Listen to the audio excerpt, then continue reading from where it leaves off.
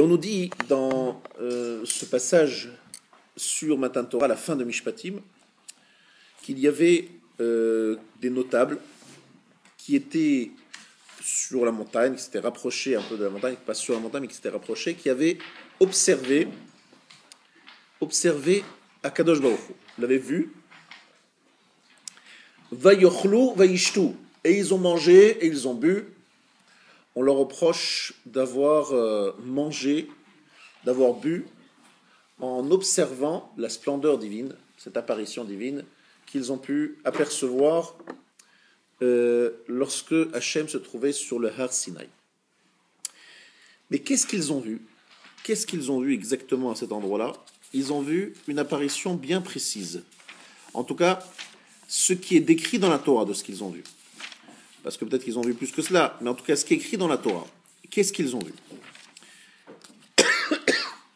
Vayir'u et Elohei Israël vetachat raglav kema'ase livnat hasapir uche'etzem hashamayim la Torah. Ils ont vu le Dieu d'Israël. Vetachat raglav, sous ses pieds, kema'ase livnat hasapir. Donc sous les pieds d'Hachem, vous avez bien compris qu'il n'a pas de corps. C'est une présentation qui peut être entendue par les hommes. Donc on parle d'une image. Donc on a vu sous ses pieds que Ma'aseh livnat hasapir.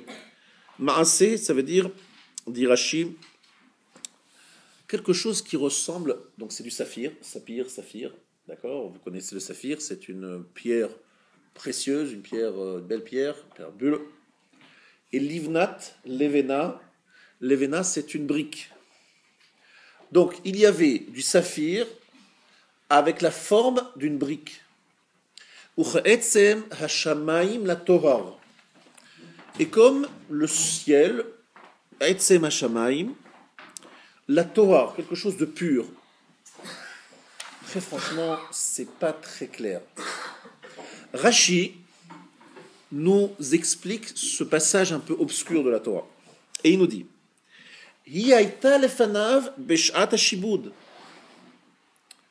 elle était, cette brique en saphir, devant lui pendant la période de la servitude, c'est-à-dire en Égypte.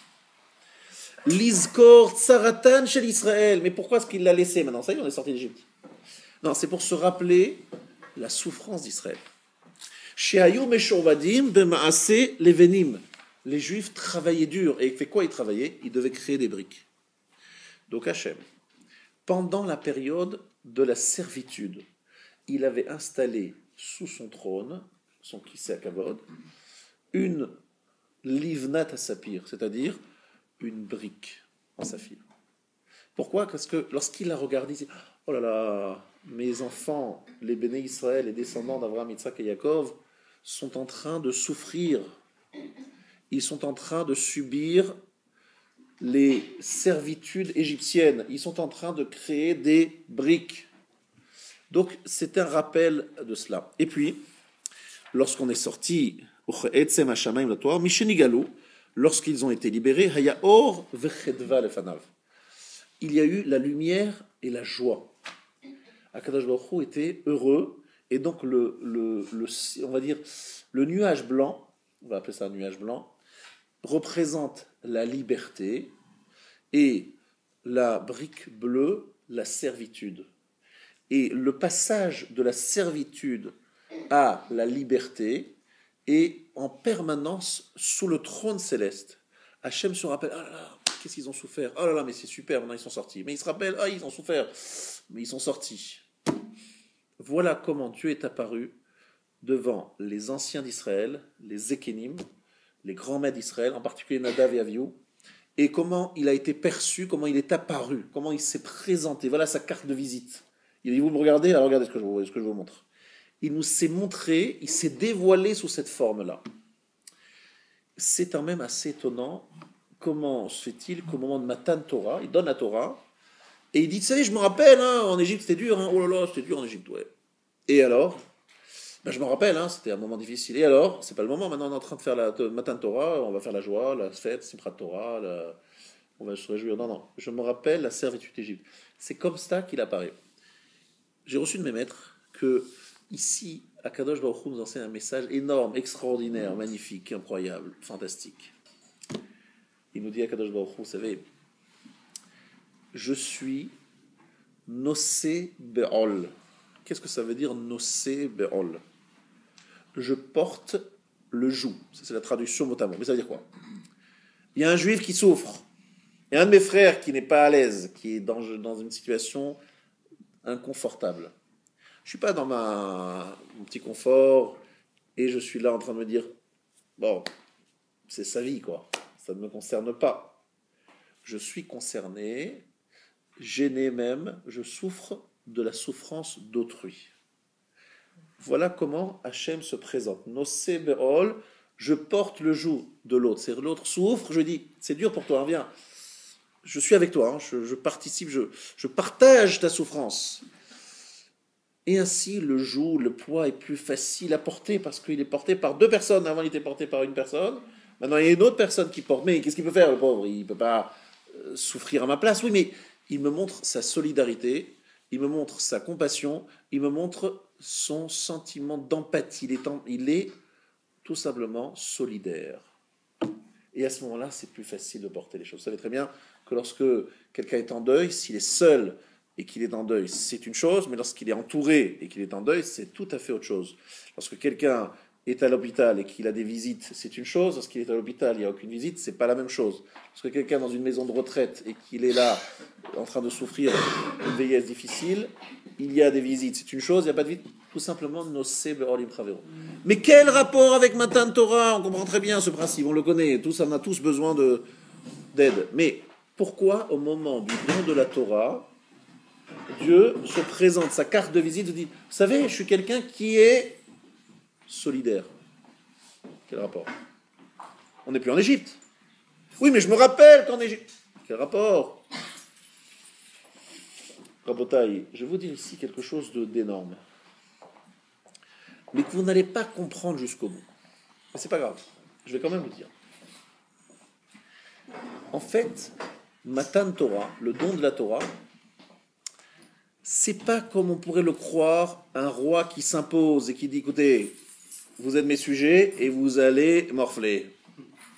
Bon, on va vous tester, on va voir les bons et les mauvais. On va faire un examen de passage. On va voir ceux qui méritent, ceux qui ne méritent pas. C'est pas le prof qui arrive dans la classe et qui commence à dire, je vais voir les meilleurs, les moins bons, les doués, les moins doués. Non. C'est que Dieu se dit, vous les hommes, sans Torah, vous êtes la tête dans la boue. Vous les hommes, sans Torah, vous êtes vraiment pas très bien. Moins pire que ça même. Vous n'êtes pas bien du tout. Donc je vous donne la Torah, et donner la Torah, c'est pas pour vous casser les pieds, vous embêter, vous gêner, c'est parce que je sens que vous avez une situation en tant qu'être humain qui n'est pas simple, eh bien je vous donne la Torah pour vous sortir de votre situation difficile. La Torah, c'est quelque chose qui doit vous aider à vous en sortir. C'est pas quelque chose qui est là pour rajouter des galères aux galères. Déjà c'est dur d'avoir de quoi vivre, et en plus on me dit, on va donner 10% à la tzedaka.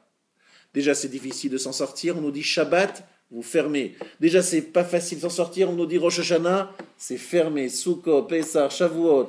Déjà c'est difficile de s'en sortir, la matzah Pessah, ça coûte les yeux de la tête. Déjà c'est difficile de s'en sortir, la cacheroute, c'est très cher.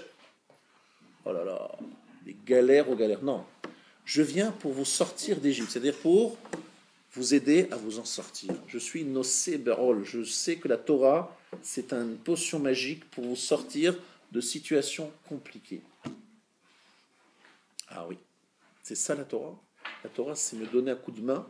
La Torah, c'est pas me donner un coup sur la main, mais un coup de main. Voilà ce qu'est la Torah. Vous avez entendu ce premier message, je vais passer au second message. Tous les matins, un juif, une juive, ont quelques bénédictions à faire.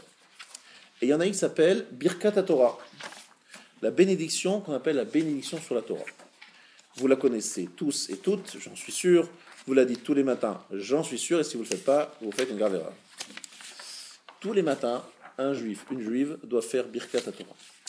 Qu'est-ce qu'on dit dans Birkat Torah? Asher kideshanu bemitzvotav vetzivanu al divrei Torah. C'est tout au début du Patach Eliyahu, on ne pouvait pas ne pas le voir. C'est à la page du Patach Eliyahu, tout simplement à la page 4.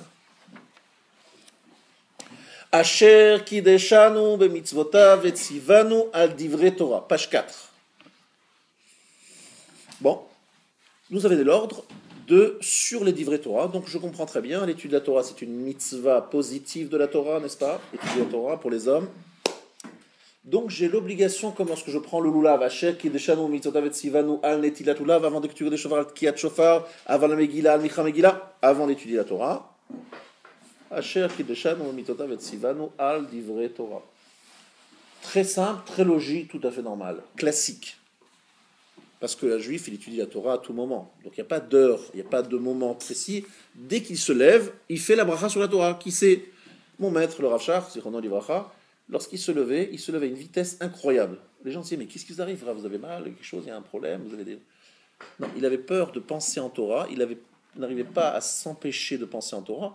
Il fallait qu'il fasse vite Netilat Yadayim pour vite faire la bracha sur la Torah, pour ne pas transgresser l'interdiction de penser en Torah avant de dire la bracha sur la Torah. La bracha sur la Torah, c'est parce que chaque juif pense en Torah. Même si vous n'avez pas des pages de Gemara dans votre tête, vous pensez en Torah parce que vous dites qu'est-ce que je dois faire d'abord? Netilat Yadayim, par le Netilat Yadayim, je dois m'habiller comme ça. Vous avez des questions, non? De halakha, de problèmes de. Donc vous avez des questions de Torah. Vous vivez dans la Torah tout le temps, dans des questionnements perpétuels qui sont quelque part des divrei Torah. Bien. Donc vite, al divrei Torah. C'est normal. Le problème, c'est qu'après, il y a deux autres bénédictions qui n'ont a priori rien à faire ici. Ve'ha'arevna Hashem Elokeinu. On continue. Tu rendras, s'il te plaît, rends agréable. Arev, c'est agréable. Rends agréable. Les divrei Toratecha befinu, tes paroles de Torah dans nos bouches, befiyot amcha bet Israël, et dans les bouches de ton peuple, maison d'Israël. Veni anachnu, nous serons-nous, vetzetzaenu, vetzetzaetzaetzaenu, nous serons-nous, nos descendants, et les descendants de nos descendants, kulanu yod shemecha, que nous connaissons tous ton nom, velomde Toratra lishma, que nous étudions la Torah de façon désintéressée, Baruch ata Hashem, hamlamed Torah, le hamo Israël. Béni sois-tu Hashem, qui enseigne la Torah au peuple juif. Alors là, c'est une question, grosse question. Pourquoi est-ce qu'on demande ici que la Torah soit agréable? Est-ce que ça vous avez déjà vu que lorsque vous mettez les tefilines, messieurs, le matin, vous dites Asher kideshanu bemitzvotav vetzivanu laniar tefilin, nous avons reçu l'ordre de mettre les tefilines. S'il te plaît, Hashem, fais en sorte que ça soit agréable de mettre les tefilines. Et puis lorsque vous rentrez dans la soukha, s'il te plaît, Hashem, fais en sorte que ça soit agréable d'être assis dans la soukha, que ce soit agréable, Hashem, de mettre. C'est quoi cette histoire d'agréable là? C'est quoi l'histoire d'agréable? Lorsque vous faites une mitzvah, vous attendez que ce soit agréable ou pas? Je ne sais pas que ce soit agréable. Le but, c'est pas ça. C'est pas que ce soit agréable, pas agréable, pas le sujet. Le sujet, c'est de savoir, je fais la mitzvah, j'ai un ordre, je fais, point. Arrêtez de me parler agréable, agréable. Et si vraiment la mitzvah doit être agréable, toutes les mitzvahs doivent être agréables. Pourquoi juste l'étude de la Torah doit être agréable? Bonne question, n'est-ce pas? Je suis content. Je vous ai pas de réponse. Vous êtes KO dès le premier round. Non mais maître, c'est bizarre. Pourquoi cette demande? S'il y a vraiment des demandes à faire, des bakashot, il y a des endroits dans la tefila où on fait des bakashot. Vous savez, pendant la Mida, on aurait par exemple pu imaginer une 14e bénédiction dans la Mida. S'il te plaît, fais Hachem, que l'étude de la Torah soit agréable. On aurait mis ça entre Atachon en Anamdat et Ashivenu Avinu le Torah Terra. Je trouve que c'est magnifique. On aurait pu mettre ça dans la Mida, parmi les demandes, les différentes demandes qu'on fait dans la Mida. Mais pourquoi le faire juste au moment où on fait la bracha sur la Torah? Asher bacharbanu mikol ha'amim, troisième bénédiction. Tu nous as choisis parmi tous les peuples. Venatan lanu et Torato, tu nous as donné la Torah. Le Gaon de Vilna explique. Asher bacharbanu mikol ha'amim, nous a choisis parmi tous les peuples. C'est dans Yitro, au moment où il nous dit Vatem tiyuli am segula. Vous serez un peuple, un trésor. Mamlechet kohanim, goy kadosh. Hachem vous a choisi. Il a dit vous êtes mon peuple de prêtres, vous êtes mon peuple consacré, vous êtes mon. Il nous a fait un plat de folie. On est son peuple aimé, élu, apprécié, machin. Magnifique. Bacharbanu, il nous a choisi. Venatan lanu et Torato, il nous a donné sa Torah. Magnifique. Et alors, quel rapport avec le sujet?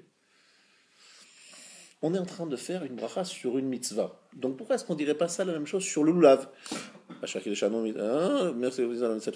Hachem de nous avoir choisi, de nous avoir donné le lulav. Mitzvah lulav. Merci Hachem de nous avoir donné mitzvah shofar. Merci Hachem de nous avoir donné mitzvah tefilin. Que sur la Torah. Pourquoi, lorsqu'on parle de la mitzvah de Talmud Torah, on se trouve dans l'obligation de rajouter à la bracha classique qui précède tout accomplissement de mitzvah? Voilà la question que je viens vous poser ce soir, à laquelle, Bezrat Hashem, nous allons répondre séance tenante. Ne vous endormez pas, restez branchés. La réponse est la suivante.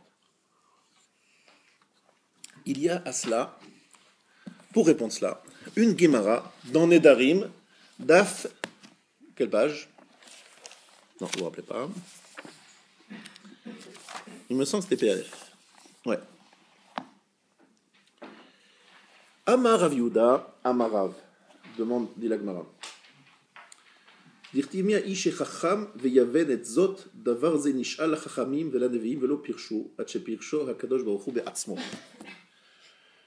Il y a une question qui a été posée à l'époque de la destruction du premier temple et qui est la suivante. Quelle question? Mi ha'ish chacham veyaven et zot. Quel est l'homme sage qui pourra comprendre ceci?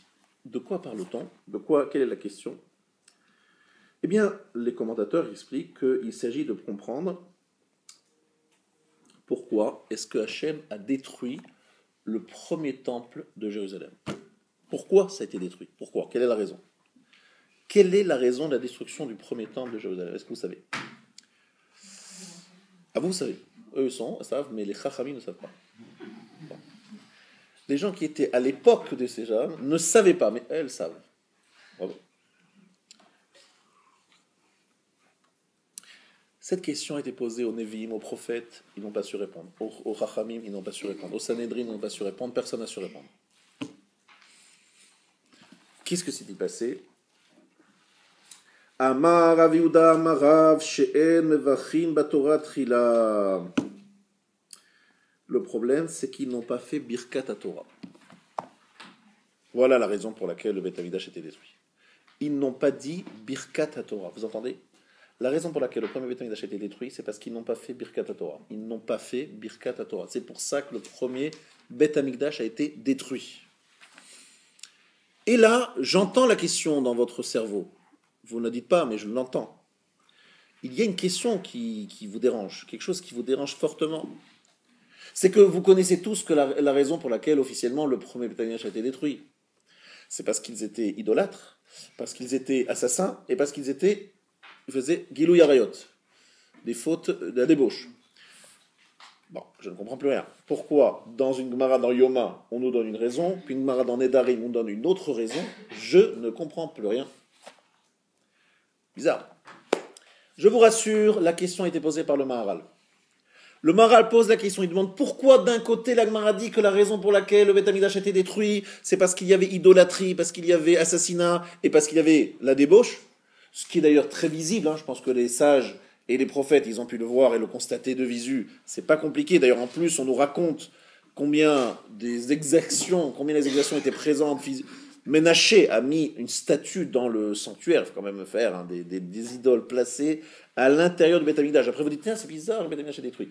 Bon, c'est quand même incroyable. Des assassinats de prophètes, des prophètes assassinés. Enfin, je ne sais pas si vous avez dit un truc pareil. Bref, catastrophe. Et d'un autre côté, la Gemara, dans Nedarim, dit « Ah, mais pourquoi? Personne ne savait, on ne comprenait pas, c'est bizarre, machin. » Le Maharal répond à cette question d'une façon magistrale. Et il nous dit que la question n'était pas de savoir pourquoi le Beth Amikdash a été détruit, mais pourquoi la Torah n'a-t-elle pas protégé le peuple juif. Je vous rappelle qu'il y a une Gemara qui dit que le Maor Sheba Torah, la lumière qui est dans la Torah, Marziram le Mutav, ramène les gens et les rend meilleurs. Donc la question était la suivante. Ils font effectivement l'idolâtrie. Ils font des choses terribles. Comment ça se fait que ces gens-là qui étudient la Torah ne deviennent pas meilleurs, ne font pas de teshuva par l'étude de la Torah?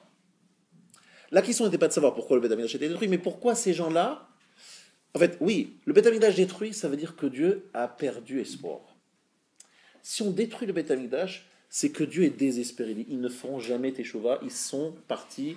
Il faut que j'utilise la manière radicale. Mais avant d'utiliser la façon, la situation, la solution, radicale, il faut d'abord utiliser des solutions plus sympathiques, plus soft. C'est vrai qu'ils font des très graves fautes, mais peut-être qu'ils vont faire teshuva. C'est pas la peine de détruire le Beth Amikdash. Détruire le Beth Amikdash, c'est très grave, c'est énorme, c'est immense. Eh bien, la réponse, c'est que, a priori, ils étudient la Torah. Donc, s'ils étudient la Torah, ils vont faire teshuva un jour. Non! Comme ils ne font pas Birkat Torah, la Torah ne leur fera faire jamais teshuva. Dit le Maharal, tant qu'on ne fait pas Birkat Torah, eh bien, la lumière de la Torah ne peut pas ramener l'homme à la teshuva. C'est-à-dire que si Dieu avait vu qu'il faisait Birkat Torah tout en étudiant, il aurait dit « j'attends, ils vont faire teshuva ». Mais comme il les voyait étudier la Torah, mais sans faire Birkat Torah, il s'est dit « jamais ils feront teshuva, il faut que je détruise le Beth Amikdash pour leur faire un coup de semonce ». Ils ne feront pas teshuva. Alors en quoi? La question est différente, évidemment, vous avez compris. La Birkat Torah a-t-elle une influence sur l'étude de la Torah? Quel rapport entre les deux? Et là, nous allons vous étonner. Mais vraiment vous étonner, parce que moi-même, j'ai été très étonné. J'espère que vous le serez autant que moi. Et pour cela, je vous demande d'être notre porte-parole auprès de vos proches. Et vous allez leur poser une question, pas plus tard que ce vendredi soir, avant qu'ils s'endorment autour de la table. Vous leur direz, le Rav Gué a posé une question. C'est le Ramban qui pose la question. Est-ce que vous avez une réponse? La question de Ramban, Nachmanide, chapitre 20, verset 17. Vayomer Moshe, c'est la fin des Yitro. Vayomer Moshe l'ha'am, al tiraou. Moshe dit au peuple, n'ayez crainte, ki le ba'avour nasot etrem baha Elokim. C'est pour vous mettre à l'épreuve que Dieu est venu. Ou ba'avour tiyirato al penechem leviti techetaou. Et pour que sa crainte soit sur vos visages, pour que vous ne fassiez pas de faute. Hachem est venu pour vous mettre à l'épreuve. Il parle de Matan Torah. Matan Torah, le don de la Torah. Mahamad Har Sinaï, vous savez, tous ces éclairs, ces tonnerres, cette fumée, ce feu, ce truc. Vraiment, une super production d'Hollywood. Un truc de malade. Impressionnant. Même Spielberg, il devrait aller écouter, apprendre chauffard, machin, un truc. Un truc impressionnant. Tout cela, pourquoi? Quel est le but de cette... On aurait pu imaginer un truc plus discret, plus soft. Vous imaginez? Il y a tout d'un coup, on est en train de dormir tranquillement, le matin de Shavuot, tout d'un coup, il y a une musique, moi je pense peut-être troisième symphonie de Vivaldi, j'aime bien pas mal, ouais. Donc une musique très douce, très sympathique, et vous voyez arriver le Sefer Torah, comme ça qui arrive gentiment, les Luchot qui arrivent, et doucement comme ça, avec une petite bise, un petit vent, un petit vent agréable, une lumière spéciale, effets spéciaux, machin, mais tranquille. Et ça atterrit gentiment, et tout le monde applaudit, et entonne un chant, une shira. Ah, c'est tellement plus beau et plus... Qu'est-ce qu'il y a? On se réveille le matin, mais on est en train de dormir profondément, tout d'un coup, du bruit, des éclairs, des tonnerres, du feu, du machin. Je dis, oh là là, mais c'est quoi cette histoire? Vous avez tremblé de peur, on arrive, on se lève, on vient à peine se réveiller, on est transi de peur, mort de peur, parce qu'en plus on est mort en écoutant les paroles. Franchement, c'est pas une transmission très sympathique. Alors le Ba'avour Nasot Etrem, c'est pour vous mettre à l'épreuve. Mais de quelle épreuve s'agit-il? Ramban va nous répondre à cette question. Pas seulement quelle réponse donne-t-il? Al-Da'ati ou Nisayon Mamash. C'est une mise à l'épreuve, effectivement. De quelle épreuve s'agit-il?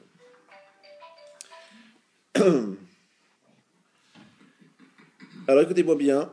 Les Nasotrem. Im tigmelu lefanav katova asher asa imachem liot lo le'am nachala. Vous mettez à l'épreuve pour savoir quoi? Si vous allez lui faire et lui rendre le bienfait qu'il vous a octroyé en vous prenant comme peuple élu. Donc il explique un peu plus longuement. Je explique exactement, écoutez, c'est assez révolutionnaire. Pourtant, c'est des passages qu'on étudie beaucoup, mais on passe souvent à côté de l'âme. Akadosh Baruch Hu nous met à l'épreuve. L'épreuve de quoi? Est-ce qu'on sera reconnaissant? Serons-nous reconnaissants? Hachem nous a donné la Torah, il nous a choisi, Bachar Banu, Natalano et Torato. Est-ce qu'on va dire Baruch? On va pas dire Baruch. Hachem est là pour nous mettre à l'épreuve, voir est-ce qu'on va être reconnaissant lorsqu'il nous donne la Torah, ou on va dire mais quelle galère. C'est pas seulement qu'on dise pas quelle galère, c'est qu'il faut qu'en plus on dise merci. Merci mon Dieu de m'avoir choisi, moi un peuple juif parmi tous les autres peuples. Merci mon Dieu de m'avoir donné la Torah, merci. C'est pour vous mettre à l'épreuve. Im tigmelu lefanav, si vous allez lui donner, gmilut rasalim, gmilut lefanav, que tova sherasa imachem, il a été sympa avec vous, mais est-ce que vous lui rendez l'appareil? Liot lo leam nachala. Il nous a choisi comme peuple, il nous a donné la Torah, ce qui est un cadeau magnifique. Est-ce que nous allons dire merci ou nous n'allons pas dire merci? Voilà la mise à l'épreuve de l'Ebavur Nasot Etrem. Je vous rappelle que ce verset se trouve à la fin de Yitro, chapitre 20, verset 17. Mettez à l'épreuve vous-même vos proches pour savoir s'ils le comprennent, ce verset-là. Pour nous mettre à l'épreuve de quoi? Si on est capable de dire merci. Vous entendez ça? Akadosh Baruch Hu nous a choisis. Mais est-ce qu'on va dire c'est une galère? Il n'aurait pas pu prendre les Chinois, il n'aurait pas pu donner ça. Les Chinois, ils sont 1 milliard et quelques. C'est quand même plus intéressant de donner ça aux Chinois. Eux, ils sont plus nombreux que nous. Là, on n'est que quelques millions. Eux, ils sont 1 milliard et quelques. Franchement, il fait une meilleure affaire. Et puis après, vous imaginez la Torah, ils vont en faire une multinationale, ils vont le développer, ils vont le dupliquer, ils vont le diffuser. Franchement, il aurait fait une très bonne affaire. Pourquoi il n'a pas donné ça aux Américains? Les Américains, ils sont très bons, très bons. Juste nous, il nous a tombé dessus. Non. Le juif doit être reconnaissant. Ça veut dire que faire la bracha sur la Torah, c'est répondre à la mise à l'épreuve. Hachem nous met à l'épreuve. Est-ce que vous dites une bracha ou vous dites oh là là, galère? Ça va très loin, dit Rabbeinu Yona. Pourquoi est-ce que les juifs ne faisaient pas Birkat Torah? Pourquoi ces juifs ne faisaient pas Birkat Torah? Pourquoi? Qu'est-ce qui lui est arrivé? Il dit bien, Davar Galouya avec Alefaresh Levadai Oskim Ayu Batora Tamid, ils étudient la Torah tout le temps. Pourquoi cette terre a été, pourquoi est-ce qu'on a détruit le Beth Amikdash? Pourquoi on est parti en exil? Akadosh Baruch Hu qui connaît les secrets, les profondeurs du cœur. Ils ne faisaient pas la bracha. La Torah n'était pas importante à leurs yeux. Ils n'étudiaient pas d'une façon désintéressée. La Torah n'était pas chashuva benem, n'était pas importante à leurs yeux. Ils étudiaient la Torah, et ils étudiaient beaucoup la Torah, mais elle n'était pas importante à leurs yeux. En tout cas, pas suffisamment importante pour justifier une bénédiction. Voilà ce que dit ici Rabbeinu Yona. Ça veut dire que ne pas faire la bracha sur la Torah, c'est pas simplement un détail, c'est une façon, une appréhension, c'est appréhender la Torah d'une façon, mais avec du mépris. En tout cas, ne pas comprendre l'importance de cette chose. Alors là, on est en train de découvrir, chers amis, ce soir, quelque chose de très important. On est en train de découvrir que étudier la Torah, ça ne suffit pas. Passer des heures, ça ne suffit pas. On peut passer des heures, étudier la Torah des heures, et ça ne va pas nous changer, ça ne va pas nous transformer, ça ne va pas nous transcender, ça ne va pas nous rendre meilleurs. Et vous savez pourquoi ça ne va pas nous rendre meilleurs? Parce qu'on ne fait pas la bracha, on ne comprend pas l'importance de cela. On ne comprend pas la grandeur de cette chose. On ne comprend pas le fait que c'est absolument unique, extraordinaire d'avoir été élu et d'avoir été choisi parmi tous les peuples pour recevoir ce cadeau extraordinaire.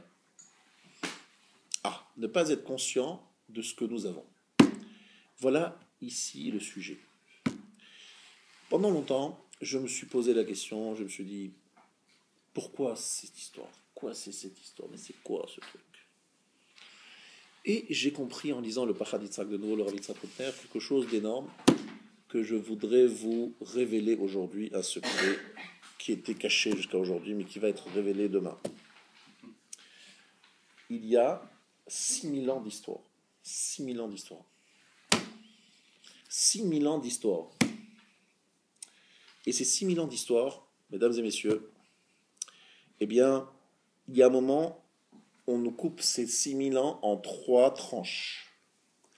2000 ans de Tohu, 2000 ans de Torah et 2000 ans de Mashiach. Je vous rappelle que nous sommes à la 5776e année. Nous sommes bien engagés dans le 6e millénaire, puisque la fin de l'histoire, c'est 6000 ans. Mais comment on découpe ces 6000 ans? 2000, 2000, 2000. La fin des 2000 ans de Tohu. Tohu, ça veut dire du Tohu Bohu, ça veut dire où il y a des ordres. Quand est-ce qu'arrive la Torah vraiment? C'est à l'époque d'Abraham. Lorsque Abraham se lève et transmet un message, il a 48 ans, certains disent 52 ans, c'est à cet âge-là que le monde bascule en un monde de Torah. Et pourquoi Abraham va faire basculer le monde d'un monde de Tohu Bohu à un monde de Torah? Qu'est-ce qui va lui... Quelle est la révélation qui va lui permettre de basculer, de faire basculer le monde avec lui? Le Rav Yitzhak Oudner nous révèle, c'est un passouk dans Parashat Vayera. Un passouk dans Parashat Vayera. Dans Parashat Vayera, Ki yedativ, Asher yetzavé. Je vais vous citer exactement les termes de ce verset. Yedativ, je connais Abraham, je l'aime bien. Hayo yeliodal yedativ veshamru derech Hashem. Je sais que Abraham Avinu va enseigner la Torah à ses enfants, ses descendants. Veshamru derech Hashem. Et ils vont respecter le chemin d'Hachem. Qu'est-ce que ça veut dire que les descendants d'Abraham vont respecter le chemin d'Hachem? Explication de Rambam. Premier pérec de Ilchot Deot. C'est quoi derech Hashem? Dimouy hidabek bemidotav. C'est-à-dire s'attacher à ses midot. Qu'est-ce que ça veut dire derech Hashem? Ça veut dire qu'Akadosh Baruch Hu, il est rachum, il est miséricordieux. Et comme moi je vois Hachem miséricordieux, je me dis, si Hachem est miséricordieux, moi aussi je dois être miséricordieux. Si lui il est chanoun, il fait matnatrinam, il est sympa, généreux, je dois l'être aussi. C'est-à-dire que Abraham a révélé au monde un secret. Voir Dieu, contempler Dieu, être un juif, ou un juif à l'époque ça ne voulait pas dire grand-chose, mais être un homme attaché au divin, c'est vouloir ressembler à Dieu. Faire ce que Dieu fait. Dieu est généreux, je suis généreux. Dieu est Rachum Chanoun, je suis Rachum et Chanoun. Qu'est-ce que ça veut dire? Ça veut dire qu'il a compris que lorsque l'on découvre Dieu, on n'est pas en train de découvrir un Dieu qui est là pour nous rendre ses esclaves, pour nous transformer en esclaves, en serviteurs fidèles qui s'écrasent devant ses volontés, mais Dieu apparaît aux hommes pour nous rendre adultes, pour nous rendre plutôt, on va dire, pas indépendants, je dirais pas indépendants, mais pour nous rendre adultes dans le sens où nous allons prendre des initiatives et nous allons faire ce que Dieu fait. Écoutez bien ce que je vous dis maintenant, parce que c'est quelque chose, je pense, si vous l'avez compris, vous avez peut-être bien compris un grand fondement de la vie. Pourquoi Abraham réussit à passer du monde du Tohu Bohu au monde de Torah? À quel moment il arrive? C'est au moment où il comprend que la contemplation de Dieu n'est pas là pour que l'homme s'annihile devant Dieu, disparaisse devant Dieu, mais pour que l'homme devienne lui-même un acteur dans sa vie et qu'il agisse. Et que Dieu est là pour montrer un chemin que l'homme doit suivre. Pour bien comprendre ce que je suis en train de dire, c'est la différence qu'il y a entre un serviteur et un fils. Un fils, il voit son père, et son père, il rêve d'une chose, c'est qu'il lui ressemble, dans évidemment ses beaux côtés, pas des défauts, et qu'il prenne exemple sur lui et ou sa mère, sur les bons côtés, leur bonne façon de gérer leur vie. Un homme généreux, il aimerait que son fils devienne généreux comme lui. Donc tu vois mon fils que je suis, j'aimerais que tu deviennes comme moi. C'est un père qui n'est pas là pour utiliser son fils ou le rendre serviteur, servile. Un roi, un tyran, qu'est-ce qu'il veut? Il veut que les gens s'écrasent, qu'ils accomplissent exactement sa volonté, qu'ils n'ouvrent pas la bouche, qu'ils soient le plus servile et le plus au service de ce tyran possible, qu'il n'ait aucune personnalité, aucune initiative. Est-ce que c'est clair? Akadosh Baruch Hu, ce qu'il attendait de l'homme, dit Abraham, c'est de nous montrer un chemin, de nous rendre adultes, de nous rendre hommes. Dans quel sens? Hidabek bemidotav, fais ce qu'il fait. Ne te compare pas à lui, parce que tu n'es pas comparable, mais agis comme lui, il agit. Et Abraham fait ça dans Parashat Vayera, lorsqu'il reçoit les anges il est dans une dimension de proximité avec Dieu, parce qu'il agit comme Dieu. Ça s'appelle Torah. Pourquoi ça s'appelle Torah? Ça veut dire que l'homme n'est pas au service de Dieu dans le sens primaire, il sert Dieu, mais il sert Dieu pour lui-même devenir, on va dire, celui qui ressemble à Dieu. Dieu est fier de l'homme. Lorsque Dieu dit, il a compris ma façon d'être et il l'a tout simplement dupliqué avec intelligence, avec maturité, avec chokhmah. Maintenant, le danger serait qu'on prenne la Torah comme quelque chose qui est en vérité tout simplement un mode de vie, on va dire un cadre de vie qui me rassure, mais à ce moment-là, la Torah me rend complètement écrasé et au service de Dieu. C'est pas ce que Dieu veut. Il veut qu'on prenne des initiatives, mais en prenant exemple sur lui. L'initiative number one que prend Abraham, on l'a dit ici de très nombreuses fois, c'est de dire à Dieu, Hachem, s'il te plaît, tu viens venir me rendre visite, tu m'attends quelques instants, je suis occupé. Ah bon, tu es occupé, Abraham? Il y a Dieu qui vient te rendre visite, tu dis tu es occupé, ça manque un peu de respect, hein. Oui, je suis occupé parce que je reçois des invités.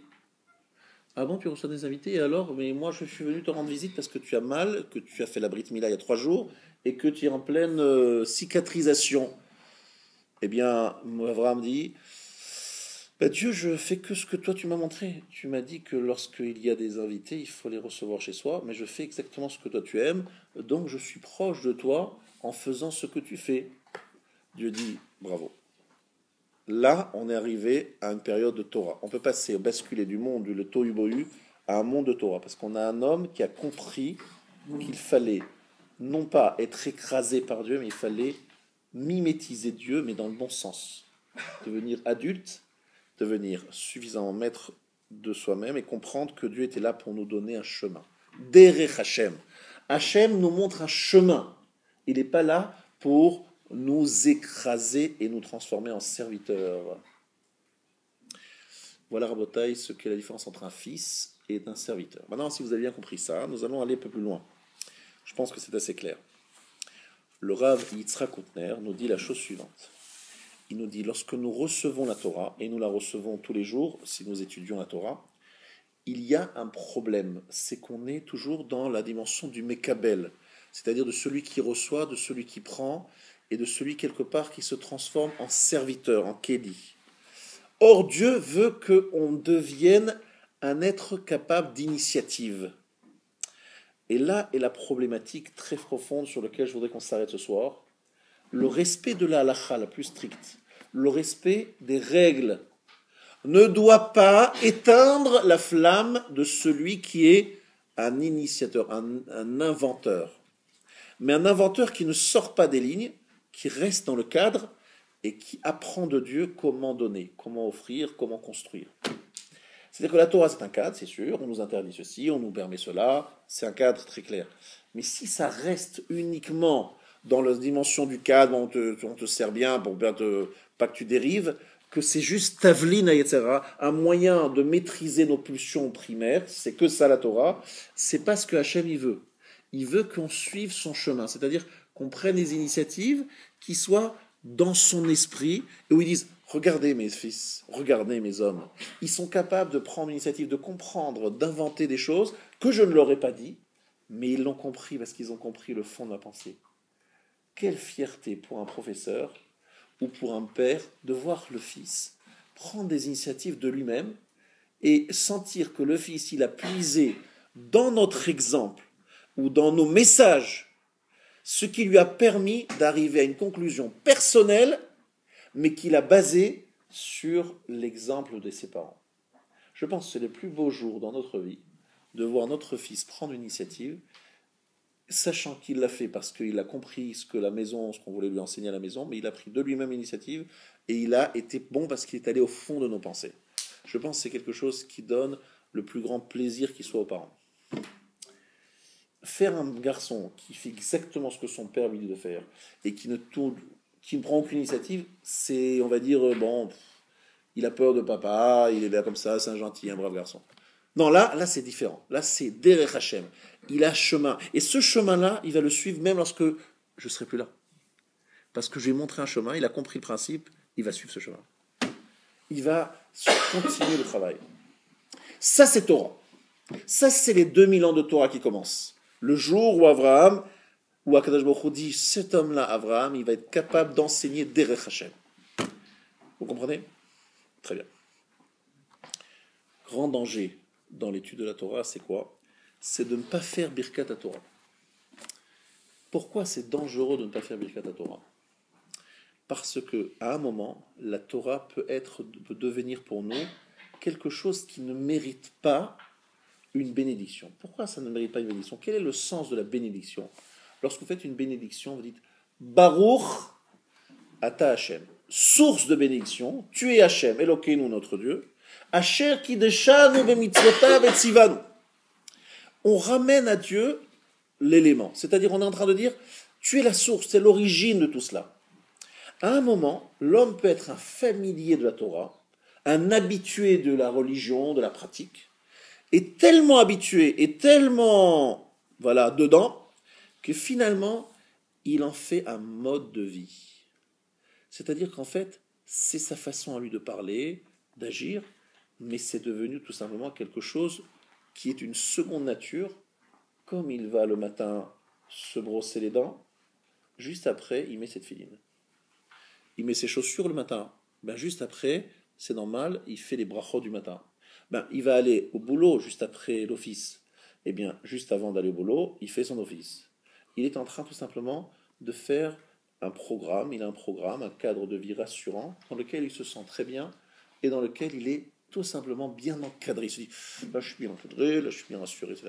Donc finalement, la Torah, pour lui, lorsqu'il étudie la Torah, il considère que c'est quelque chose d'intelligent, d'intéressant, mais surtout de quelque chose qui ne mérite pas, parce que ce n'est pas l'ishma.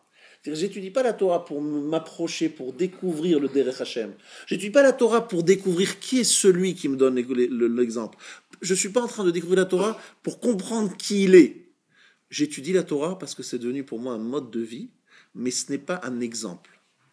Je vais vous montrer à quelque chose que vous vivez dans la vie de tous les jours, comme ça vous allez bien comprendre de quoi je parle. Vous êtes chef d'entreprise. Moi, j'ai un certain nombre, entre guillemets, d'employés, si je peux me parler, comme ça. J'ai des employés divers et variés.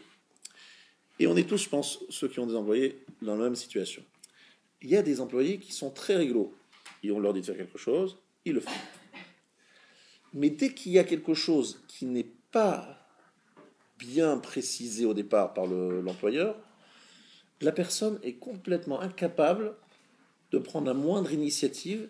Elle dit, écoutez, monsieur le patron, j'ai fait ce qu'on m'avait dit, mais ça n'a pas marché, ça n'a pas donné, excusez-moi, ce n'est pas ça. Et ça a le mérite, très franchement, pas le mérite, mais les effets sont les suivants, ça nous met en grosse colère, en disant, mais tu n'as pas été un peu chacham, pour te dire, bon, si le patron il veut ça, et que je ne suis pas arrivé de cette façon-là, je vais peut-être essayer d'une autre façon pour arriver au bout. Parce que le but, c'est pas de chaque fois être derrière pour lui expliquer comment faire et pas faire. C'est qu'ils comprennent ce que je veux, et qu'à travers, en ayant bien compris ce que je veux, ils trouvent les idées, les moyens, ils se donnent les moyens pour arriver au but. Je suis comme ça, je serai rassuré, je sais que j'ai donné ce travail à cet employé. Quoi qu'il arrive, le travail sera fait, bien fait, et avec l'esprit que je voulais bien mettre dans mon entreprise. N'est-ce pas que c'est rare, ces genres de gens? Très rare. Donc, et pourquoi? Parce que jusqu'à présent, l'employé, il est resté dans les lignes. Je suis bien dans la règle, le patron il m'a dit de faire ça, j'ai fait ça, j'ai passé le coup de fil, mais ça n'a pas marché, donc je reste là. Je suis dans la règle. À la fin du mois, je demande le salaire, j'ai fait ce qu'il fallait. T'as pas compris que ce que je veux de toi, c'est que tu comprennes ce que j'attends, là où je veux aller, que tu ailles plus loin, que tu prennes une initiative. Alors peut-être des fois tu vas te tromper, des fois tu peux faire des erreurs, mais que je sente que tu rentres dans mon truc. Le jour où j'ai compris, où j'étais vraiment l'élève d'un certain maître, le Rav Wolbe, c'est le jour où j'arrivais à comprendre ce qu'il allait dire, les questions qu'il allait poser et les réponses qu'il allait donner avant qu'il les donne. Je pouvais dire à quelqu'un, tu vas lui poser la question, tu vas voir, il va te dire ça, il va te dire ça. Tu vas voir, vas-y. Le jour où j'ai compris ça, je me suis dit, tiens, ça y est, j'ai compris ce qu'il veut. J'ai compris Derech Hashem, le chemin. C'est-à-dire, en fait, la Torah, c'est ouvrir un chemin. Et vous savez ce que nous ressentons lorsqu'on ressent ça? On a envie tous les jours, tous les matins, de faire la Birkat Torah en pleurant de remerciement à Hachem. Pourquoi? Parce que lorsque vous voyez des gens qui n'ont pas cette chance d'avoir cette perception de la Torah, ils sont tout le temps en train de se dire mais je fais quoi? Je ne sais pas si je suis dans le vrai, je ne suis pas dans le bon, je ne sais pas où je vais, ce qu'il y aura demain, qu'est-ce qu'il y aura hier, Je sens les gens complètement perdus et dans le doute total, alors que moi j'ai un chemin tracé, je sais où aller. C'est énorme, c'est pas énorme, c'est fondamental, c'est le sens même de la vie. Je suis là, je sens rassuré parce que j'ai un chemin, j'ai une route qui est tracée. Et qui me trace cette route? C'est la Torah. Mais je peux étudier la Torah sans voir la route, sans découvrir que c'est une route qui est ouverte. Je peux étudier la Torah comme l'employé qui fait juste ce qui doit être fait au moment où ça se fait. Monsieur le rabbin, c'est bon, je suis quitte, là, j'ai fait ce qu'il fallait faire. Je dis oui, d'accord, t'es quitte. T'es quitte, c'est bon, je vais faire. T'as fait ce qu'il fallait. T'as pas fait de bêtises, mais t'as rien fait de beau. T'as pas compris le sens, t'as pas compris la neshama, t'as pas compris l'âme, t'as pas compris le truc. T'as fait. Mais comment on arrive à faire sans avoir entendu vraiment ce qu'il fallait faire? Comment est-ce qu'on arrive à comprendre ça? Il y a ce qui s'appelle Veha'arevna. Veha'arevna, c'est rend agréable. Mais c'est le même mot que le mot Eruv qui veut dire mélange. Qu'est-ce que ça veut dire rendre agréable et mélange? Alors écoutez-moi bien, le Rav Yitzhak Oner continue et il nous dit la chose suivante. Il nous dit, de la même façon que pour les sens, on a 5 sens. Si je veux voir, il me faut des yeux, a priori. Si je veux entendre, il faut des oreilles. Si je veux toucher, il me faut des mains ou des membres qui me permettent de toucher. Si je veux que le cerveau comprenne, et là, il faudrait que vous écoutiez bien ce que je veux dire, parce que vous allez voir que c'est vrai dans tous les domaines de la vie. Mais pour que le cerveau comprenne bien un exercice, une idée, un concept, il faut qu'il y ait Veha'arevna, qu'il y ait un certain sentiment agréable, un sentiment de plaisir, un sentiment de bien-être avec la chose. Si l'étude, c'est que de la galère, c'est un truc inintéressant, c'est un truc qui me barbe et qui me machin, si ça reste ça, parce qu'au début c'est normal que ce soit comme ça, mais si ça reste comme cela, ça veut dire que ça ne rentre pas dans mon cerveau. Mon cerveau est capable de répéter ce que j'ai dit, mais le cerveau n'intègre pas ce qui est dit. Moi, je pense que vous êtes d'accord avec moi. Les cours que vous avez entendus, qui vous ont parlé, qui vous ont touché, qui vous ont truc, vous êtes capable de les répéter des années après. Mais comment c'est possible? Comment c'est possible? Je me rappelle, ça fait des années. Des fois, je me rappelle même pas ce qu'on m'a dit il y a 2 minutes. Et là, je me rappelle qu'il y a des années, il m'a dit ça, il m'a dit ça. Vous savez pourquoi? Parce que ce cours-là, il correspondait à une vraie attente de ma part. Ça m'a touché, ça m'a parlé, ça s'est intégré dans mon cerveau parce que Arevna, c'était agréable, c'était un bien-être, c'était un sentiment de plénitude que j'ai eu. Ça s'est complètement collé à moi, ça fait partie de moi. Par contre, le reste, qui était barbant, que j'ai pas compris, qui m'a compris à moitié, etc., c'est resté en superficie, c'était superficiel. Et hop, c'est parti avec le temps. Ça, c'est comme la peinture. À un certain moment, la peinture, ça disparaît, voilà, il faut remettre une couche de peinture. C'est la même chose. Akadosh Baruch Hu, s'il te plaît, rend agréable les paroles de Torah dans notre bouche. Ça veut dire, fais en sorte que je perçoive la Torah et qu'elle se colle à moi, qu'elle se mélange à moi et que ça fasse qu'une seule chose, qu'un seul élément. Que ça ne soit pas quelque chose de superficiel collé dessus, que ça devienne une partie de moi-même, que ça se mélange. Et à ce moment-là, si ça se mélange, si je trouve agréable les paroles de Torah, à ce moment-là, si j'ai bien fait cette fille-là, à ce moment-là, Asher Bacharamanu, je remercie Hachem.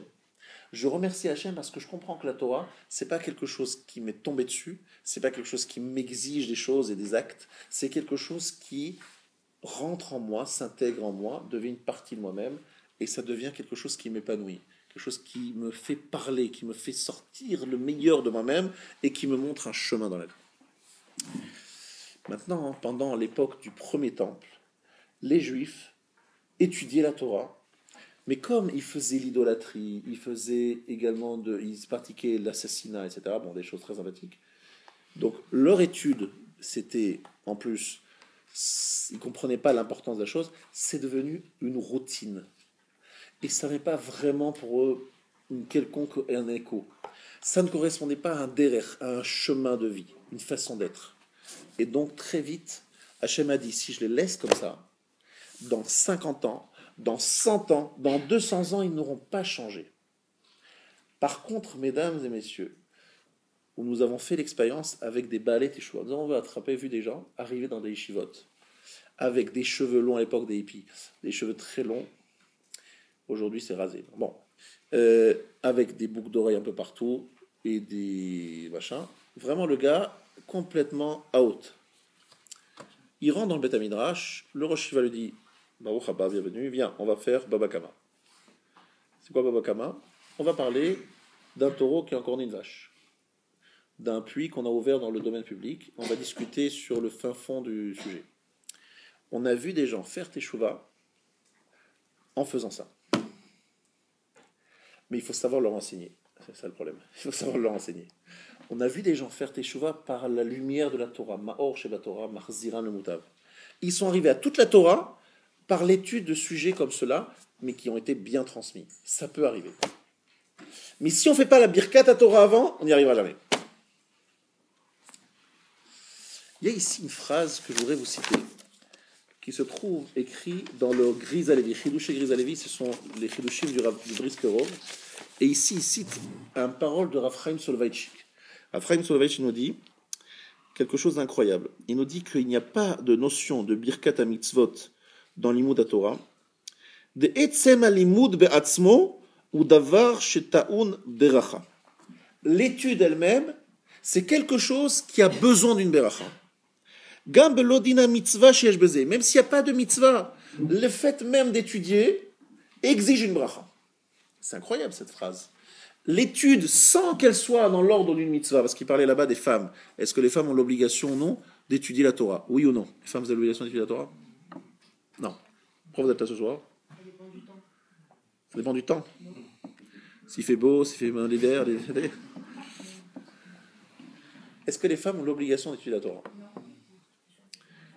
Non. Elle a raison. Les femmes n'ont pas l'obligation d'étudier la Torah. Et non metsuve veose. Aucune obligation d'étudier la Torah. Ah, mais comment elles font alors pour faire le challah, pour faire kashrut, pour faire Shabbat?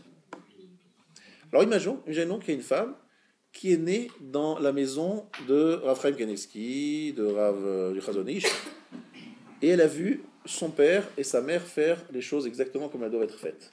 Donc elle a tout vu à la maison. Et elle se marie. Son mari lui dit « Tu as appris ?» Elle dit « J'ai tout appris. » Mais comment? T'as lu un livre, jamais ouvert un bouquin.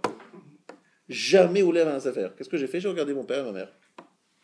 Est-ce qu'elle a l'obligation d'étudier la Torah pour savoir où c'est écrit, dans quelle source, d'où ils ont pris ça? Non. Elle a tout appris à la maison. Rien appris à travers les livres. Est-ce que c'est nécessaire, obligatoire pour une femme d'étudier la Torah? Oui ou non? Non. Maintenant, une femme qui n'a pas grandi dans ce milieu-là, elle a l'obligation d'étudier, parce que si elle n'a pas appris de cette façon, elle va faire des choses tordues. Donc elle n'a pas le choix. Elle est obligée d'apprendre pour savoir comment faire. Mais le but, c'est pas d'apprendre. C'est pas l'étude. C'est la connaissance. Et si la connaissance, vous pouvez l'avoir par une simple opération, pour se faire opérer, par exemple, on mettrait un disque dur directement dans le cerveau. Avec dedans tous les détails de la halakha la concernant. Une greffe de cerveau nouvelle avec une puce, avec dedans toutes les résumés de toutes les halakhot. Elle a besoin d'une question, hop, ça vient. Ou bien, elle pourrait, voilà, ça n'existait pas, c'est compliqué, mais même si ça existait, et même si on pouvait par exemple avoir un iPhone, en continu, avec question halakha, réponse immédiate, elle pourrait tout simplement se dispenser de l'étude. Elle doit avoir la connaissance sans avoir l'obligation de l'étude. C'est intéressant. Elle doit connaître certaines choses qui la concernent. Et pourtant, les femmes font Birkat Torah.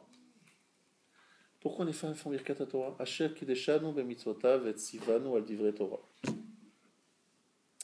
Pourquoi les femmes doivent faire l'étude de la bracha sur la Torah?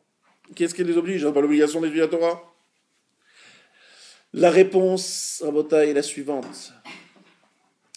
La bracha sur la Torah n'est pas là comme toutes les brachot sur les mitzvot. La bracha sur la Torah est une exigence qui n'est pas liée, qui n'est pas comparable à celle qui doit se faire avant de faire le shofar, avant d'écouter le shofar, avant d'écouter la Megillah.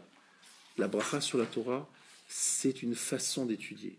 Étudier en faisant la bracha avant, c'est pas la même chose qu'étudier sans faire la bracha avant. C'est pas la même chose.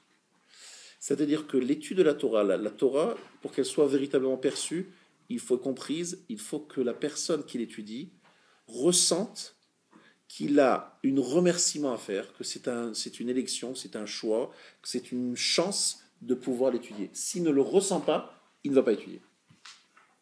Et être capable de reconnaître, de remercier Hachem, c'est un devoir, sinon le Beth Amikdash est détruit si la Torah n'est pas apprise comme elle devrait l'être.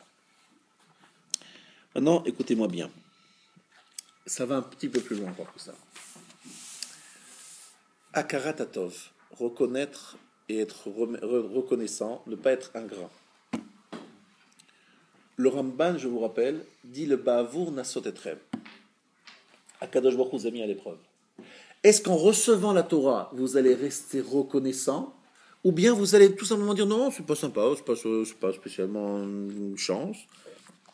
Est-ce que vous allez oublier que c'est un cadeau, ou bien vous allez dire c'est un cadeau, je dois remercier Hachem. Voilà le Nisayon, la mise à l'épreuve d'Akadosh Baruch Hu dans la Torah.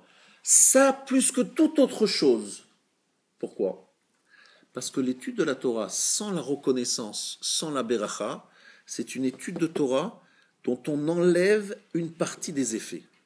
La Torah, si on veut vraiment l'étudier, il faut qu'il y ait tous les ingrédients pour pouvoir l'étudier. Et un des ingrédients, c'est de se dire, c'est un cadeau. Merci Hachem, c'est un cadeau. Où je vois cela ? Je voudrais vous inviter à relire un passage de la Tifila. Je voudrais vraiment qu'on le lise mieux maintenant à partir d'aujourd'hui. Si quelqu'un a oublié de faire Birkat HaTorah, ou il a un doute s'il a fait Birkat HaTorah, qu'est-ce qu'il doit faire ? Il doit faire Ahavat Olam, la Beracha qui est juste avant le Shema, la page 55 du Patach Eliyahu. Ahavat Olam Avtanu, Hashem Elokeinu, tout ce passage, en pensant que s'il n'a pas fait Birkat HaTorah, s'il a oublié parce qu'il a un doute, ou s'il n'a certainement pas fait Birkat HaTorah, que ce passage de Tfila soit fait à la place du Birkat HaTorah, en lieu et place du Birkat HaTorah. Et qu'est-ce qu'il y a dans ce passage ? Chemla Gadol Avit Racham Altalnu, tu étais très sympa avec nous, Avinu Malkenu Bavour Shimcha Gadol, Bavour Avotenu, Sheba Trubach, Vatlamdemu Chokei Chaim Lasot Retzoncha Belev Hashem, Ken Techonenu Avinu Avachaman, s'il te plaît, donne-nous, sois sympa avec nous, Amrachem Rachem Aleinu, aie pitié de nous, Ten Belibenu Vina, donne-nous. On demande à Kadosh Baruch Hu d'avoir pitié, Rachem, sois miséricordieux, s'il te plaît, à Kadosh Baruch Hu. Un jour, il y avait un homme qui s'appelait Zalman. Ce monsieur Zalman, il avait beaucoup d'argent. Et il y avait un homme qui s'appelait Baruch. Pardon, c'est l'inverse. Baruch qui avait beaucoup d'argent, et Zalman qui était toujours ratiboisé. Baruch, beaucoup d'argent, Zalman, pas d'argent. Un jour, Zalman, il appelle Baruch. Il dit, Baruch, dis-moi, je peux venir te voir demain matin ? Je t'explique, j'ai pas d'argent, est-ce que je peux t'emprunter 5 000 euros ? Mais écoute bien, Baruch, je suis embêté parce que j'ai pas envie de venir au moment où il y a tout le monde dans tes bureaux parce que je suis gêné. On peut se faire un rendez-vous à 7 heures avant qu'ils viennent tes employés, comme ça personne ne voit, ni vu ni connu, je ressors avec l'enveloppe, voilà. C'est propre. Il est d'accord ? C'est une mitzvah de la Torah, c'est écrit dans le Parashat Mishpatim. Im keser te'ani imrad, c'est une mitzvah de proté. Bon. Demain matin, rendez-vous 7h. 7h, il arrive, notre ami Baruch, avec son enveloppe de 5 000 euros. Il attend, 7h05, 7h10, 7h15, 7h30. Zalman, il n'arrive pas. Toujours pas là. Bon, il a eu un empêchement, d'accord. Le soir, l'après-midi, le lendemain matin, pardon, il lui dit « Allô, c'est Zalman, dis-moi Baruch, tu te rappelles, je t'ai demandé 5 000 euros. » Il dit « Oui, pas de problème, mais je t'ai attendu ce matin, t'es pas venu. » Il dit « Oui, non, il n'y a pas de problème, j'ai un empêchement, je viendrai demain. » Mais attention, 7 heures, hein, parce que tu comprends, après, il y a des employés. Je dis, pas de problème, 7 heures. Lendemain, 7 heures, il est là, Baruch. Mais Zalman n'est toujours pas là. Alors là, il le rappelle encore l'après-midi. Et dis-moi, Baruch, je dis, attends, tu me rends, je suis venu à 7 heures du matin, 2 jours d'affilée, tu n'es toujours pas là, tu me rends cher, là, vraiment, tu m'as rendu fou. Tu me demandes, je suis là, mais vas-y, viens. Tu me demandes rendez-vous, viens. Jour après jour, Baruch est là à 7 heures, Zalman, non. Écoutez bien ce que je vais vous dire. Tous les juifs, le matin, ils disent à Kadosh Baruch Hu, s'il te plaît Hachem, rachem aleinu, aie pitié de nous.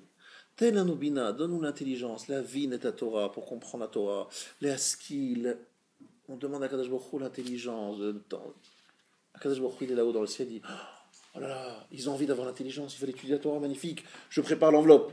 Je vais leur donner plein de compréhension, d'avana dans la Torah. Rendez-vous à quelle heure ? 7h, Shacharit. Le matin, 7h, Shacharit. On a rendez-vous, on demande à Hachem. Et Akadosh Baruch Hu, il attend toute la journée. on ne vient pas. On ne vient pas étudier. Il dit, mais moi je suis prêt à vous donner toute la Havana, la compréhension de la Torah, tout. Mais les gens ne viennent pas étudier. Si vous venez pas étudier, comment je peux vous la donner, vous, la Havana, la compréhension de la Torah? Et jour après jour, on demande et on supplie, on dit, s'il te plaît, Hachem, aie pitié, donne-nous. Hachem, il a, je veux te donner. Et on n'est pas là au rendez-vous. Voilà ce que c'est un juif. On risquerait d'être comme ce Zalman qui dérange Baruch tous les matins, mais qui finalement ne vient jamais prendre enveloppe. Akadosh Baruch Hu, tous les matins, il nous dit, j'ai envie de vous donner plein de bracha, de compréhension de Torah. Mais venez prendre. Ah, je suis pris, là j'ai des rendez-vous, là j'ai machin, vous savez, je suis très pris, monsieur le rabbin, je peux jamais étudier. Bon, le Shabbat, le samedi j'arrive, vendredi soir, grâce à Dieu, le rabbin, il a un effet soporifique number one. Il commence à dracha, je prends des forces énormes pour faire la arvit après, il commence à parler, je m'endors, il finit de parler, je me réveille, j'ai repris des forces. Merci monsieur le rabbin. Le lendemain matin, c'est Shacharit, on est passé 3h30 d'office, je pense au kidouche qui m'attend derrière, je sens les odeurs des fricassés qui viennent jusqu'à mes narines. Et j'attends, le rabbin n'arrête pas de parler. Et je pense au fricassé, pas tellement au discours. Et surtout à la DAF qui m'attend après, c'est important. Donc, la dracha, elle passe à l'as. Arrive le soir, c'est Ouda Shlichit, j'en peux plus, j'ai mangé, je suis complètement écrabouillé sous un poids énorme dans le ventre, je suis... Et de nouveau, le rabbin parle. Il parle, mais moi, je suis incapable d'écouter le moins des choses. Je suis complètement épuisé par cette nourriture que je n'arrive pas à faire descendre dans mes intestins. Elle reste bloquée dans l'estomac. Fini Shabbat. Ma femme me dit, il faut qu'on sorte un peu à ce Shabbat. Allez, petite séance ici, une petite séance là. Arrive dimanche matin, ça va, t'as le temps. Ah non, les enfants, il faut les amener au foot, il faut les amener au machin. La journée, il faut aller rendre visite à la belle-mère, rendre visite à la grand-mère, faire visite à la vieille-grand-mère. Et dimanche est fini. Arrive lundi, oh là là, c'est le travail. Et les jours passent, les semaines passent, les mois passent. Et tous les matins, il dit, Hachem, aie pitié de moi, donne-moi la Torah. Et Hachem, il a... Quand viendra-t-il, Zalman? À la retraite. Et à la retraite, il est là, il n'arrive pas à se concentrer, il est fatigué, les petits-enfants, ils tombent le monde dessus, la belle-fille, elle lui demande si tu veux garder les enfants, ramène-les, reprends-les, machin. Le gars, épuisé. Après 120 ans, il arrive près du trône céleste, il dit à Kadosh Baruch Hu, c'est dommage, tu avais un bon cerveau, je t'avais donné un QI un peu au-dessus de la moyenne, tu étais bon, tu aurais pu bien apprendre. J'étais là tous les matins en train de préparer la brouette, j'étais prêt à te donner plein de compréhension en Torah. Mais où étais-tu? J'étais occupé. Rabotaï, ça c'est un point. Il faut déjà dégager du temps pour l'étude. Mais la deuxième point, c'est qu'il faut se dire que c'est une bracha d'étudier. C'est pas un devoir, c'est pas une mitzvah qu'il faut faire avec l'obligation. C'est une mitzvah avec harevna. Il faut que ça soit agréable, il faut que ça parle, que ça me touche. Que je dise merci à Hachem de m'avoir choisi, de m'avoir donné la Torah, ça éclaire ma vie, ça me donne un chemin dans la vie. Tu me donnes une route, tu m'expliques comment faire. Si l'homme ne comprend pas que c'est quelque chose qui doit se mélanger à lui-même, devenir une partie de lui-même, si l'homme ne comprend pas que c'est un choix qu'Hachem a fait de nous choisir parmi tous les peuples du monde, et que c'est une chance, Akadosh Baruch Hu dit, ça va pas marcher mon truc. Je vous ai donné la Torah, mais ça va pas marcher. Je vous ai donné la Torah, mais ça marchera pas, ça passera pas. Ça ne changera pas les gens. Les gens resteront les mêmes et ils ne feront pas de chouva. Ça ne va pas les rendre meilleurs. Parce que la Torah, le but, c'est de rendre meilleurs. Mais pour rendre meilleurs, il faut savoir que c'est là pour cela. Que le but, c'est ça. Et un jour, mon maître, il me disait toujours, on étudie Baba Kama. Baba Kama, Baba Metzia, ce sont des macertotes qui parlent des objets d'autrui. D'interdiction ou des devoirs de paiement dans le cas où on a causé un dommage. Il me dit, mais quelqu'un qui étudie bien ça, il se dit, mais regardez combien les Chachamim ont été vigilants, ont calculé ce qu'on devait payer pour rembourser quelqu'un à qui on a causé un dommage. Ça devrait nous apprendre, en sortant de cette étude, de dire, oh là là, comme c'est grave d'endommager autrui, comme il faut être vigilant pour surtout ne jamais arriver à causer un dommage à l'autre. Mais est-ce que c'est ça qu'on prend de cette étude? Ou bien on dit, voilà, cette technique, machin, Tosfot, Rashi, machin, il n'y a pas de... On ne comprend pas l'âme qu'il y a derrière. On ne comprend pas que là, on est en train de entrer un chemin. une façon d'être et de vivre, et non pas simplement des détails techniques et des règles de vie. C'est un chemin de vie qui s'ouvre vers nous. Le premier qui a compris ça, il s'appelait Abraham. Et Abraham, il a changé le monde. Il a fait basculer Tohu à Torah. Mais est-ce que nous, on le comprend? C'est pas sûr. Alors, je voudrais vous dire quelque chose. Un conseil. Je voudrais être concret et vous proposer un conseil. Si vraiment, lorsque vous étudiez la Torah, vous n'avez pas envie de la revoir, de la relire, de la répéter, je vais vous donner un conseil. J'ai une idée, j'ai fait cette expérience avec différentes personnes, et je vais vous raconter une histoire pour que vous compreniez bien de quoi je parle. Un jour, un Baal Teshuvah, il n'était même pas Baal Teshuvah encore, mais il était en train de penser peut-être faire Teshuvah, qui avait 17 ans. Une histoire vraie, hein. Écoutez bien cette histoire, parce que cette histoire, elle m'a changé ma vie, parce que cette histoire, elle est incroyable. 17 ans, mais le gars, on va dire, il était à l'école, c'est vrai, il était à l'école, il était assis à l'école, mais catastrophe. Catastrophe, ça veut dire 0 de moyenne. Tous les professeurs qui lui enseignaient se sont arrachés leurs cheveux, les derniers cheveux. Calvitie précoce pour tous les professeurs. Ils ont baissé les bras, ils ont dit cet enfant, jamais, il n'est pas fait. Vous savez comment on dit, cet enfant, il n'est pas fait pour l'étude. Il n'est pas fait pour les études, il faut mieux qu'il fasse un truc professionnel, qu'il devienne un artisan, qui travaille avec ses mains. Et à un moment, il décide de changer de voie. Il décide, bon, j'ai tout raté. Bon, la dernière chose qui me reste, l'étude. Il s'assoit devant un rabbin qui donne un cours de Gemara, de Talmud, et lui, il ne comprend rien, que dalle. Rien. Il comprend même pas, il comprend le début du début. Il se lève, il se dit, bon, ça n'a pas l'air pour moi là, ici, je vais essayer de choisir autre chose.